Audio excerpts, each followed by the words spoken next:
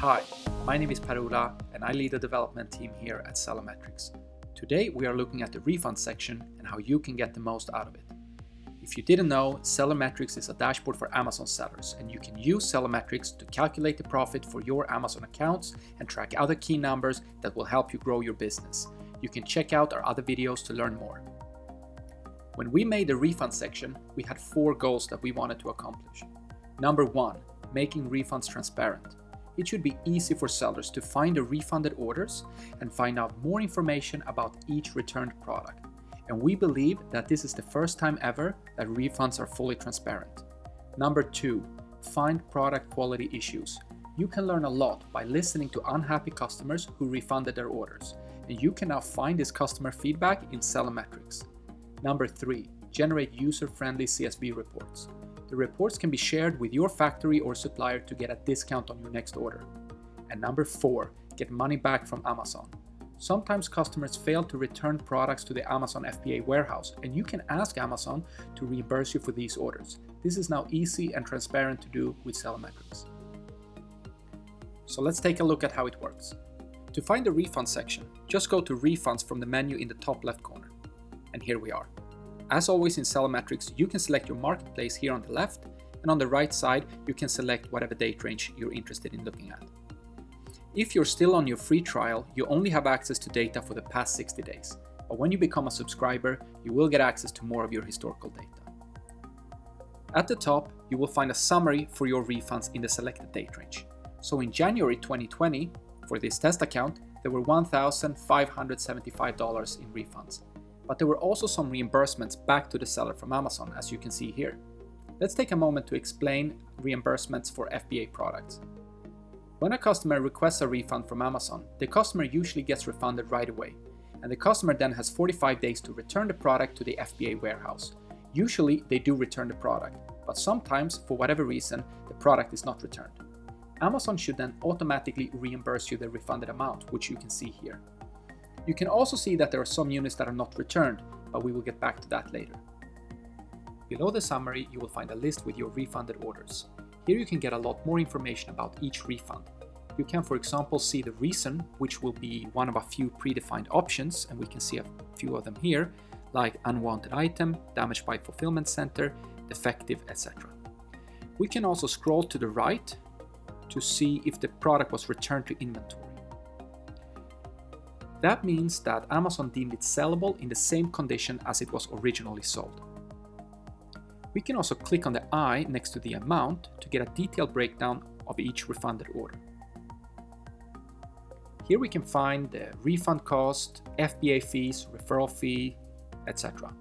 The product cost is $3.90, but since it was returned to inventory, this amount has been credited back to the seller as the unit was never lost. The net loss for this order, including all fees, was $3.66. We can also scroll further to the right to see customer comments. These are comments that a customer can leave when requesting a refund from Amazon.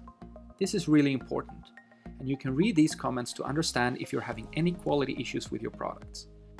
So if there are a lot of comments mentioning the same issue, you can talk to your factory or supplier to address it.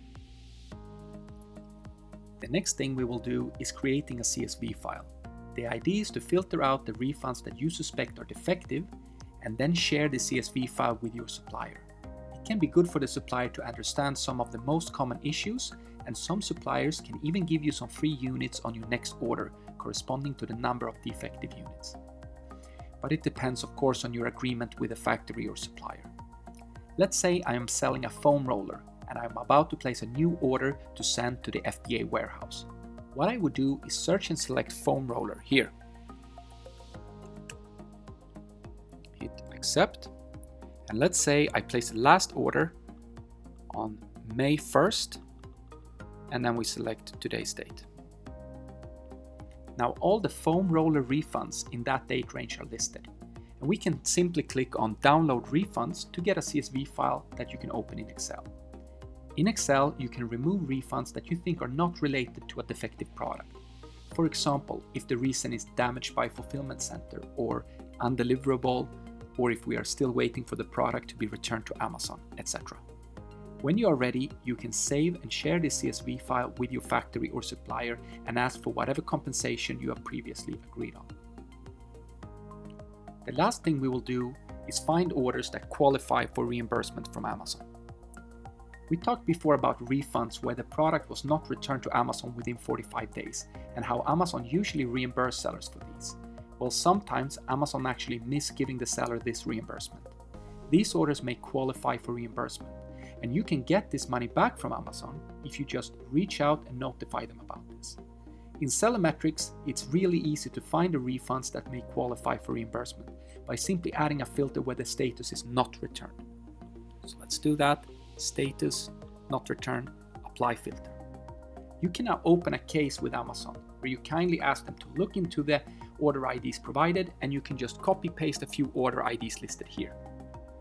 We recommend not sending more than 5 to 10 order IDs per case, and that you wait for each case to be resolved before opening a new case. In the video description, we have a template message that you can use when contacting Amazon. Depending on the size of your Amazon account, this can amount to thousands of dollars that you can easily get back. Just remember that if you as a seller manually gave a customer a refund inside of Seller Central and the product was not returned, you're not able to get reimbursed for that specific order. Those are some of the ways that you can use the refund section, and I hope you will explore it further. You can always ask us if you have any questions. That's all for this time, and thank you for using Seller Metrix.